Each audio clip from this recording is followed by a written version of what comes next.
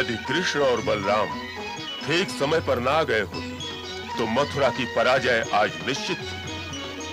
तो मथुरा पर इन दोनों का एक और ऋण चढ़ गया।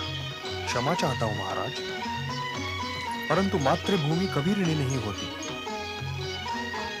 और यदि कोई यह सोचे कि उसने या उसके परिवार ने मातृभूमि पर कोई उपकार किया है तो यह उसकी भूल है। मैंने जो किया वही मेरा कर्तव्य था, और आज के पश्चात भी मैं जो करूंगा वो केवल अपने कर्तव्य पालन ही के लिए करूंगा।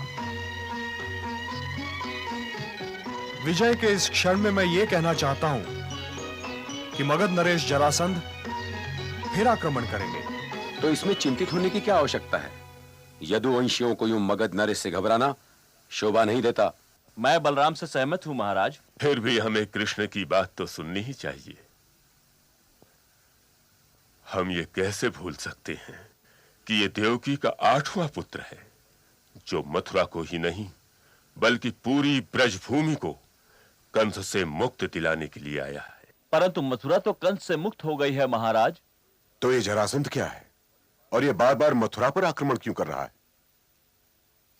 अभी ये युद्ध समाप्त नहीं हुआ है महाराज। मैं पिताश्री से सहमत हूं महाराज। यदि वो युद्ध अभी समाप्त नहीं हुआ है पिताश्री, तो जरासंध को आने दीजिए। इस बार वो युद्ध समाप्त ही कर देते हैं। वीर पुरुष को युद्ध के लिए इतना उतावला नहीं होना चाहिए दाऊ। बलबीर की तो पहचान ही वो है कि वो आवश्यक और अनावश्यक युद्ध का अंतर समझ सकता है। अनावश्यक युद्ध तो केवल अभिमानी करते हैं। तो क्या हम मगध नरेश जरासंध के पास ये प्रार्थना लेकर जाएं पुत्र कि युद्ध में हमारे हाथों पराजय तो अवश्य हुई, परंतु हम पर दया करो, हम लड़ना नहीं चाहते। यदि ये कहने से युद्ध टल जाए तो ये कहने में भी क्षति नहीं है पिताश्री। ये तुम क्या कह रहे हो वासुदेव कृष्ण? क्या हम यदुवंशी उस जरासंध के आगे घुटने टेक दें? नहीं, घुटने तो केवल कायर टेकते हैं। तो ये मैं कैसे कह सकता हूं? अपनी रक्षा के लिए, राष्ट्र की रक्षा के लिए लड़ना तो हमारा कर्तव्य है। तो तुम कह क्या रहे हो? कभी तो दो बोल सीधे बोल लिया करो। मेरा प्रस्ताव यह है कि हम यदुवंशियों को मथुरा छोड़ देनी चाहिए। हम मथुरा नहीं छोड़ेंगे। हाँ, मथुरा नहीं छोड़ेंगे।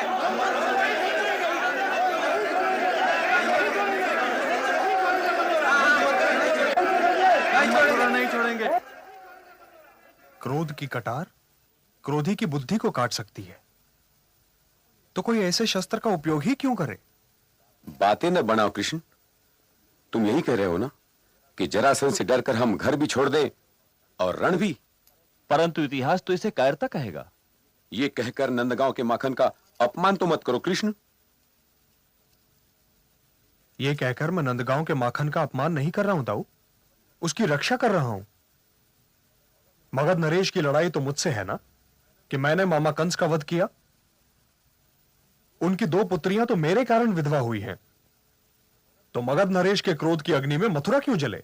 हाँ, तो तुम अकेले ही उनके लिए बहुत हो। प्रश्न ये नहीं है दाऊ, परंतु युद्ध केवल तभी होना चाहिए जब दूसरे सारे मार्ग बंद हो चुके हों। परंतु जरासंध ने कौन सा मार्ग खुला छोड़ा है पुत्र? एक मार्ग है पिताश्री। मथुरा को युद्ध की अग्नि से बचाने का एक मार्ग अब भी खुला है। कौन सा मार्ग खुला है वत्स? मथुरा से कहीं और चले जाने का मार्ग महाराज। मथुरा में हमारे रहने का युग समाप्त हो गया है।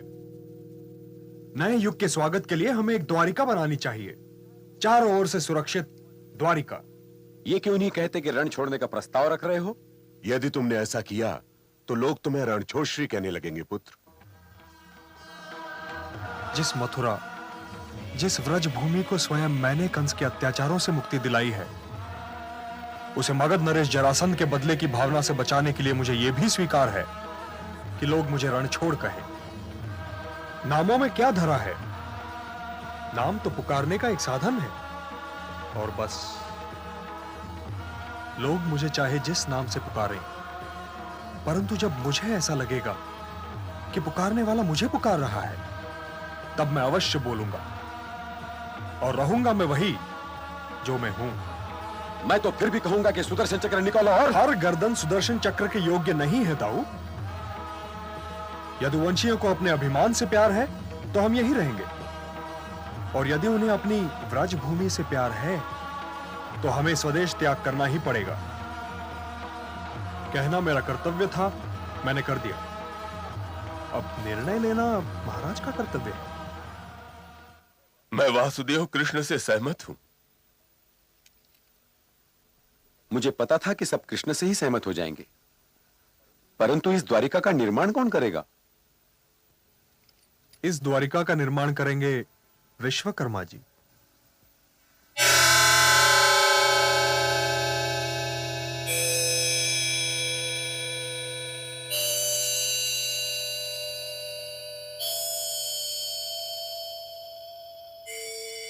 मैं महाराज उग्रसेन की ओर से आपका स्वागत करता हूं विश्वकर्मा जी।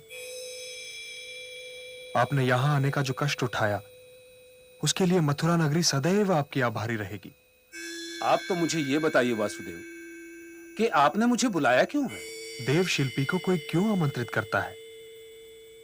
महाराज चाहते हैं कि यदुवंशियों के लिए आप सागर से घिरी हुई एक नगरी का निर्माण करें। यदि उस नवीन नगरी का नाम द्वारिका होने वाला है तो उसका योजना चित्र मेरे पास है, ये देखिए।